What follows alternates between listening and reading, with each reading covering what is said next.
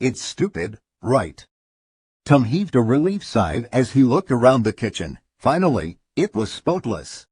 After cleaning up their whole first floor to do something nice for Maddie when she woke up the next morning, the Green Hill Sheriff took a moment to admire his work. Things were put away, the furniture never looked more put together, and there wasn't a single dog hair or blue will to be found. It was great. And Tom certainly was used to that. He stretched his arms above his head, letting out a quiet groan as he glanced at the clock above the stove. Almost 11:30, time for bed. He headed towards the living room, gaze sweeping across to double-check that he'd truly gotten everything. Somehow, he'd forgotten to turn the television off. Chuckling a little, he watched the Men of Speed with Keno play out again. Before shutting it off, just before he turned, a floorboard creaked behind him. As he whirled around, his gaze met Sonic's, who acted surprised to see him. What, you're still up? Man, I thought I could sneak by you. Tom narrowed his gaze, because Sonic could sneak by him, if he really wanted to. He slid his hands to his hips, raising a brow. What are you up? As we pass your bedtime, kiddo. I'm not even tired.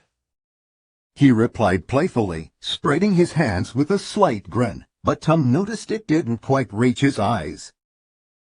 I was thinking I could watch some Speed till I get sleepy. No way. Tom replied, shaking his head. You need rest. Sonic, come on and go back up to your room. In a blur, the hedgehog was suddenly right in front of him, holding his hands out. Wait, come on, can't we do something first? Checkers, chess, poker. He thought for a moment. I never learned how to play poker. Do you have a manual? I'll be ready to go in 5 seconds. Sonic. Tim used his authoritative voice. He didn't often get to use it, but he'd like to imagine it was one he'd use on any criminals who came by Green Hills. Sonic's face fell, and couldn't help but feel a bit guilty. For once, the blue hedgehog was right, and Tom had expected that. There was something more to his energy now, and he had to find out what it was. It's almost midnight. What's up with you? He asked softly, slowly kneeling on the ground to meet the kid's gaze. Those green eyes stared back at him, rimmed with red, and slowly the facade melted away. Maybe Sonic finally learned he couldn't lie to him. It's stupid. Tom frowned. I'm sure it's not stupid. Come on, you can talk to me. Sonic sheepishly shifted from one foot to the other, averting his gaze from Tom's concerned one. Okay, fine. I may or may not have had a nightmare and didn't want to go back to sleep.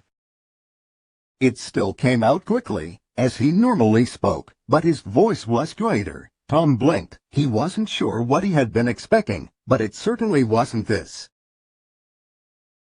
How could he help? He dealt with physical things as a sheriff, but the emotions of an alien, teenage hedgehog, not really his forte. He hesitated, his heart dropping into his stomach at the sight of the poor kid. Tell me about it. I heard it makes it a little easier to bear. Sonic thought over the question, looking embarrassed. I don't know, we should just forget about this. He pointed a finger gun. How about that game of chess? I promise not to cheat like last time. You don't have to tell me. Tom replied quietly, not at all surprised at the quick turnaround. I know we're still getting used to not being alone. Just know that I'm here for you, okay, Sonic? Those green eyes met his again. The usual confidence they held was gone, and Sonic didn't seem to know how to react to his words. He hesitated, then sighed. Thanks. He walked over to the couch, sitting down slowly. Tom stood up, watching quietly for a moment before going to sit beside him. Things were quiet for a while. I don't have bad dreams very often. He admitted softly, avoiding Tom's gaze entirely as he swung his legs. But it's usually the same one. Tom bit his tongue, refraining from asking him, He had to let him continue at his own pace. In a different circumstance, he may think it was funny. Sonic's own paces was usually much too fast, of course, but he supposed there was an exception for everything. It was different this time. Sonic gripped his knees, still staring downward rather than at Tom. He looked more embarrassed than anything. It was that stupid Eggman, and it doesn't make sense. He's on a different planet, and you're fine. It turned out okay, so it's dumb. The man's lips parted in surprise as he stared at him. The little alien who he'd come to adore so much, who was still so worried about putting others in danger. Blowing out a slaw, Yoit breath, he nodded just slightly. You're right, things turn out okay, but that doesn't mean it's dumb. Sonic looked up then, and Tom was almost overwhelmed by how innocent and scared he looked just at that moment. It's not. He whispered. Bird? I keep feeling like he'll come back, and he was so close to getting my power. I don't know what he'd do if he... He trailed off, words hanging in the air. I don't have the answers for that, buddy. He replied with another small sigh, putting his arm around the hedgehog's shoulders to pull him closer. Immediately Sonic curled into the gesture, bringing his knees to his chest. But the doctor's gone. You saved Green Hills, and nobody is going to hunt you or...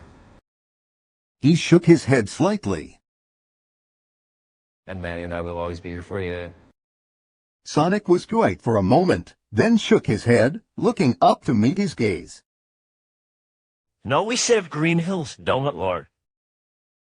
Tom broke into a small grin, a chuckle escaping him. Despite the fact that it was a small joke, he was touched by the sentiment. He let a moment pass, then got up, looking down at him.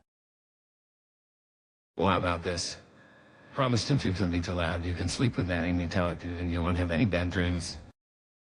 Immediately, Sonic's face lit up, and he got to his feet, standing on the couch excitedly. Really, yeah. Oh, that's awesome. Sonic. He interrupted, raising a brow and lifting a finger to his lips. Oh, right. Sorry. Totally quiet. He agreed, hopping off the couch and running up the stairs. Tom smiled a bit, then went to turn off the lights on the first floor, following up the stairs.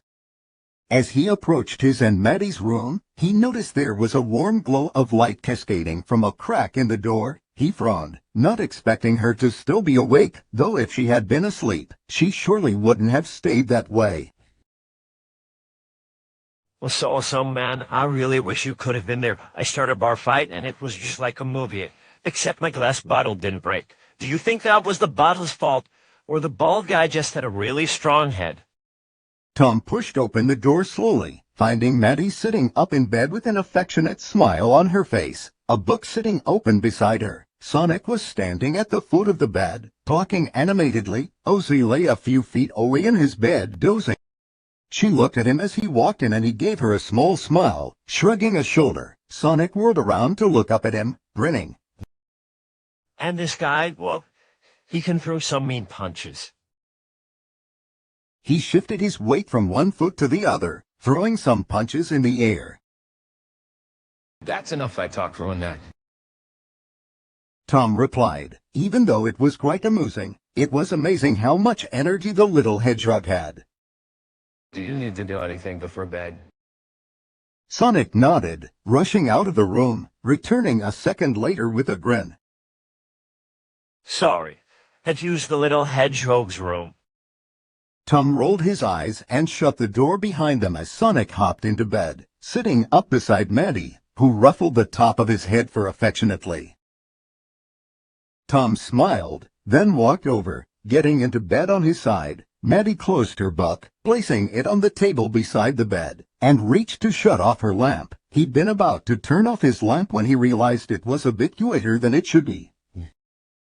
They both looked down and noticed Sonic had already dozed off, lying comfortably between them, looking at ease. It was the only time they could ever see him relax. Tom met Maddie's gaze, and she smiled. He smiled back, then shut off the lamp. What happened? She whispered after a long moment of joy, her head propped on her hand. elbow into her pillow. Even in the dark, he could see her hair cascading onto the pillow, and the concern on her face. She didn't question his decision, and he loved that about her. Tom sighed, shifting to sit up enough to pull the blankets around all three of them. He said he and I were so worried about the nut job, doctor. He watched her face fall as his eyes adjusted to the dark. Her gaze fell to look at Sonic, who was now sound asleep. He looked even younger now, and it was more obvious than ever that he really was just a kid. Maddie stroked his fur gently. I'm glad someone's looking out for him. He paused, lifting his gaze back to his wife. Couldn't do this without you. Thank you. She smiled, leaning over to kiss his cheek softly before lying down, getting under the covers. Good night, Tom. I love you. I love you, Tony. He paused for a moment, then slowly lay down, too, putting a hand behind his head as he stared at the ceiling. The past few months had been nothing short of crazy, but Tom wouldn't trade it for the world. He might have changed a certain blue hedgehog's life, but that hedgehog also changed his. And he was grateful that his family was so whole.